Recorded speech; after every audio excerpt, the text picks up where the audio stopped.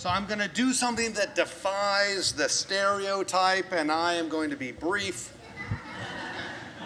I am aware of the time, and so whereas I prepared a text sheet for us to go through, consider it a gift to you. But I do want to share something that is, the word that's coming to mind is burdening my heart. It is weighing on me. And with Pesach coming, I need to devote at least a few minutes to this, even if it is not the full study that I prepared, which is that Pesach is coming, as I mentioned, in 2.5 weeks, and the Seder will not be the same. The Seder cannot be the same as we are counting the days of the hostages in Gaza. This Seder cannot be the same as it always is, as war is still happening and bad things happen in war. That seems to be a basic premise that the world doesn't understand. War is bad, even if it is thrust upon you, because bad things happen during war. That is why we pray for peace. So our hearts are broken as we are leading into this year's Seder. And so I wanted to offer 4, because there has to be 4 questions for sons, 4 points of the Seder that I invite you to look at and to rethink for how it's going to be relevant at this moment of the world. Because if all we do is rinse and repeat from the Haggadah that you've used every year, you are missing the point of the Seder entirely, and you are missing the message of Judaism, that our hearts are broken. And it is fine for our hearts to be broken for us and for others. Right? The way the media presents it, it is an either-or scenario. Either you are only looking at the tragedy of October 7th when Hamas attacked Israel, or all you are looking at is for the tragedy of the humanitarian disaster that's unfolding in Gaza. I challenge that premise. We must hold both. We must hold both. So the 4 areas, and I offered some text, but we're not going to unpack them. The first is the bitter herbs. Think about what the bitter herbs are, how that speaks to us today, how we're supposed to lift up the bitterness that we have tasted in our lives, the bitterness that has happened in the world. It gives a whole new conversation. The drops of wine that we take from our cup. Right? We are recognizing the plagues, the vehicle of victory.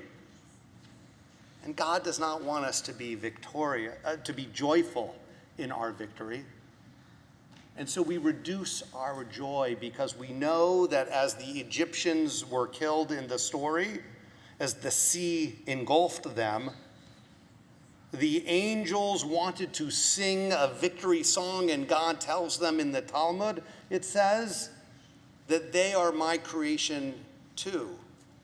And so we reduce our joy because we know that in a moment of victory, as we were running away from the Egyptians, that God's creation was also destroyed. And so we reduce our joy.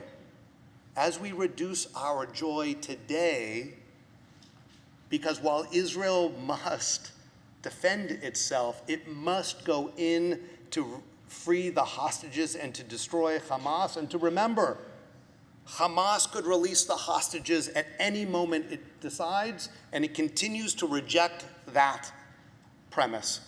Again, not advertised in the New York Times or the Post or any of the media outlets.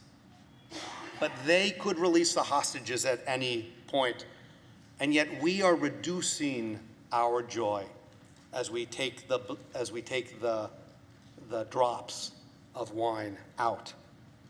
That's the second of the four. And then we have the meal. So don't worry, there's meal. And then we open the door for Elijah. And even though for thousands of years we have opened the door and in a sense been disappointed because Elijah's never shown up. The one time I was going to a friend's house, I had our Seder. I stopped off at a friend's house as I was walking home. I knocked on their door. Their Seder was much longer than our Seder. And I knocked on the door and I freaked them out because that's where they were in their Seder. And then, of course, as I was sitting there, they pulled up a chair for me and I picked up a napkin that was on the floor and they're like, "Rabbi, you found the afikomen." So I really wrecked it for them. Right. But we open the door with Elijah, even though we are pretty sure he's not going to be there, because it is in our nature to have hope despite everything that we see, everything that we've experienced, everything that we have, every other time that we've opened up the door and hope has not been there. This year we will again open up the door, because intrinsic to who we are as Jews is hope. And then right after we do that, the very next thing that we do in the Seder is that we say this line, "Pour out your wrath upon the nations that did not know you, and upon the kingdoms that did not call upon your name." That is a line also that requires us to think a little bit more, right? Of understanding, while we are hopeful, simultaneously we are filled with anger and rage. And how do we have both of those things simultaneously? Both rage and hope. There are other areas as well beyond the four that I gave you some options to be thinking about. Halach ma'anya, this is the bread of affliction that our ancestors ate in the land of Egypt. All those who are hungry, let them come eat. That seems like something worthy of thinking about. And then I ask you to add an empty chair at your Seder. Or it might be another cup of Elijah. Some do the cup of Elijah and a cup of Miriam. I ask you to add an additional cup as well. And that's the cup for the hostages. To remember that we are incomplete. That we are incomplete as they are still in captivity. And we will not forget them.